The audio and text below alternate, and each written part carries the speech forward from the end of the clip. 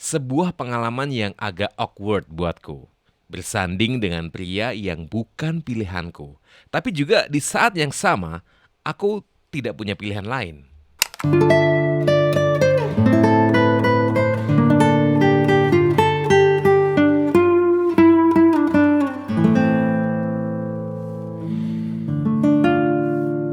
Buku Cerita.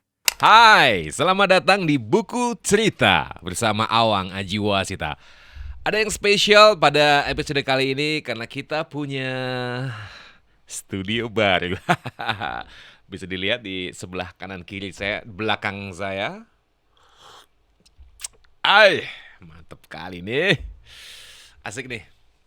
Terima kasih untuk tim set yang luar biasa hingga akhirnya bisa bikin vibe yang baru di buku cerita ini, bisa lebih mendukung cerita gitu. Karena sebenarnya ini bukan hanya masalah cinta, bukan hanya masalah asmara, tapi apapun yang pengen diceritakan silakan dikirim.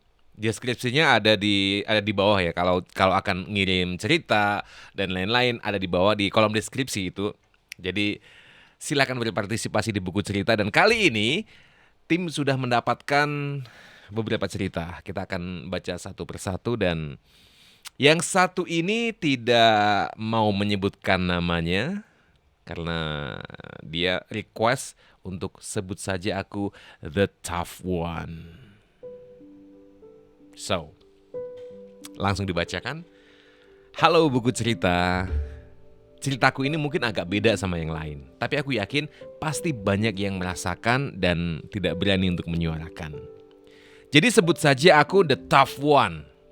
Ceritaku ini tentang kisah cinta dalam pernikahanku.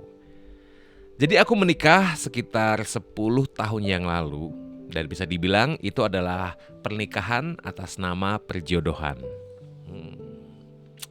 Sama sekali aku tidak mencintai lelaki ini sejak saat pertama kali dikenalkan oleh orang tuaku. Di awal perjodohan, aku sempat menolak. Aku bilang ke orang tuaku kalau aku nantinya pasti menemukan jodohku.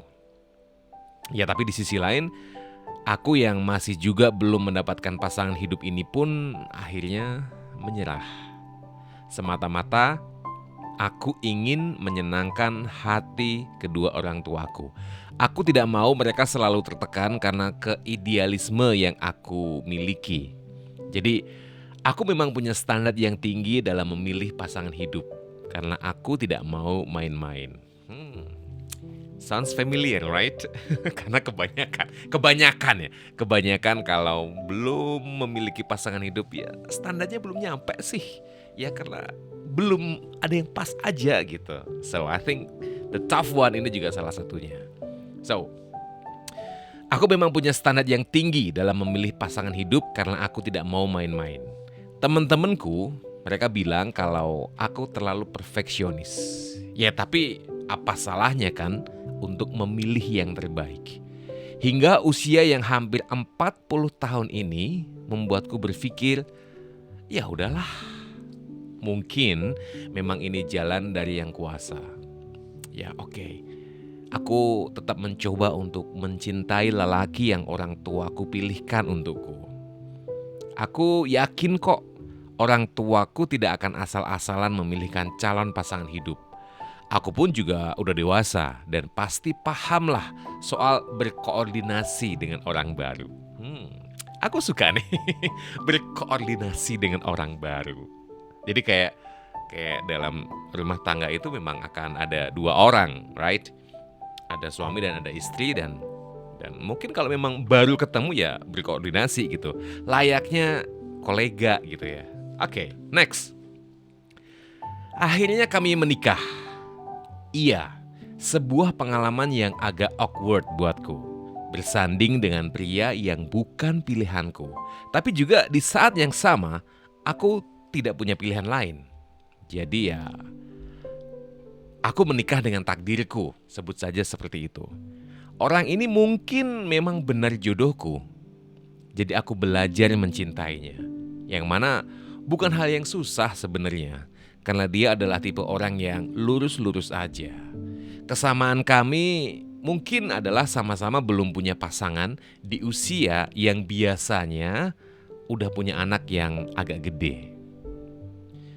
Well, pernikahan kami berlangsung ya biasa aja. Pesta, kedua orang tua kami bahagia, saudara-saudara kami bahagia, dan misi sukses. Aku senang melihat orang tuaku bahagia. Dalam 9 tahun pernikahan, kami telah dikaruniai 2 anak yang lucu. Anak-anak kami menjadi cucu kesayangan kakek neneknya. Mungkin karena mereka cabi dan cukup mudah berbaur dengan orang baru. What a perfect life. Aku akui, aku punya ketakutan saat memutuskan untuk mengiyakan perjodohan ini. Ada banyak pernikahan yang kacau gara-gara perjodohan. Dan itu yang membuatku cemas berlebihan. Dalam hidupku, aku hanya pernah pacaran 1 kali. Itu pun zaman SMA hingga awal kuliah. Dan kami putus gara-gara dia tiba-tiba hilang gitu aja. Gak tahu kemana, gak tahu kenapa. Dan coba tebak, siapa orang yang meyakinkan aku untuk siap menjalani ini? Orang tua, bukan? Yap, suami aku sendiri. Aku putuskan untuk cerita aja apa adanya dengan dia, bahwa aku tidak suka dengan perjodohan ini. Dan penjelasannya membuatku luluh. Akhirnya kami sepakat melakukan ini karena inilah jalan hidup yang diberikan pada kita melalui orang tua kita. Jadi suamiku bilang, anggaplah ini sebagai amanah dari Yang Kuasa untuk kita. Cinta bisa dipupuk dan dibiasakan. Yang terpenting adalah komitmen. Jadi dia mengajakku untuk berkomitmen, saling menjaga perasaan, saling mendukung, saling mengerti. Bukan demi orang tua, tapi demi kami berdua. Orang tua sudah tidak perlu kita salahkan. Pilihan mereka adalah pilihan terbaik. Karena ya kita pun sama-sama tidak memiliki opsi yang jauh lebih masuk akal. Semakin usia bertambah, semakin kondisi fisik dan kondisi lingkungan berbeda. Dan kita harus siap dengan itu. Wow. Jadi di buku cerita ini yang ingin aku bagikan adalah tidak mudah memang menjalani sebuah perjodohan. Tapi apakah dengan tidak mengikuti perjodohan kita dijamin akan baik-baik saja? Menurutku, perjodohan hanyalah cara.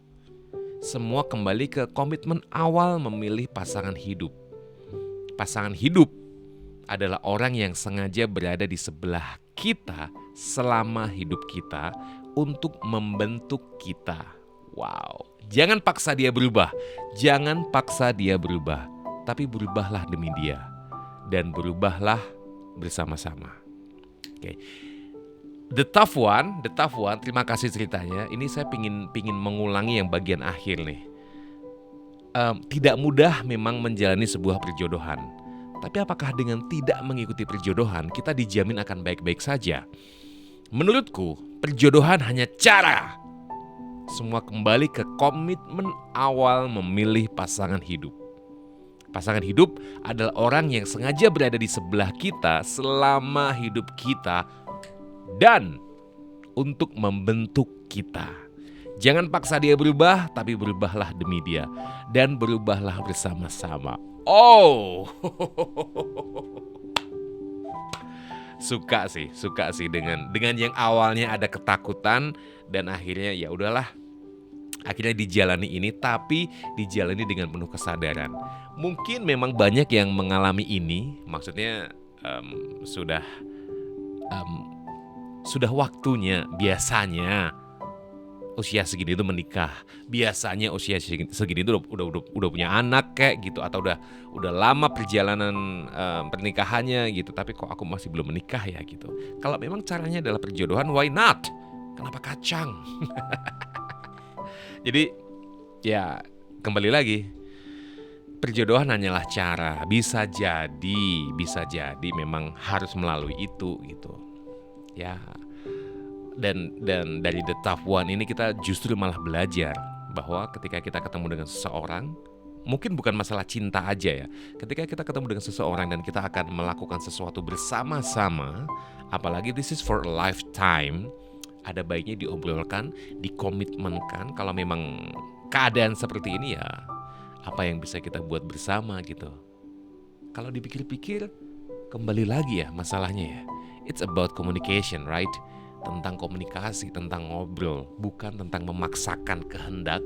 Mauku gini, lu harus ikut dong gitu. Tapi ada kondisi kayak gini, kita bisa seperti apa ya untuk bisa menyiasati ini ya. Wow. Tapi kalau teman-teman punya cerita atau pingin menanggapi ini atau punya masukan apapun itu, silakan ditulis di kolom komentar. Kita bisa saling belajar, kita bisa saling mengambil hikmah dari cerita demi cerita. Singkat aja nggak apa-apa, it's okay. Kalaupun akan berbagi cerita, mengirim cerita dan akan kita baca di sini, silakan ada di kolom deskripsi nanti cara-caranya dan lain-lain dikirim kemana ada di situ, oke? Dan sekali lagi, terima kasih untuk Tough One dan terima kasih untuk tim set dari buku cerita ini hingga akhirnya punya vibe studio yang baru ini, dan semoga ini akan lebih bisa bikin cerita kita lebih merasuk ke dalam sanubari. Saya Awang Haji Wasita untuk buku cerita Sia.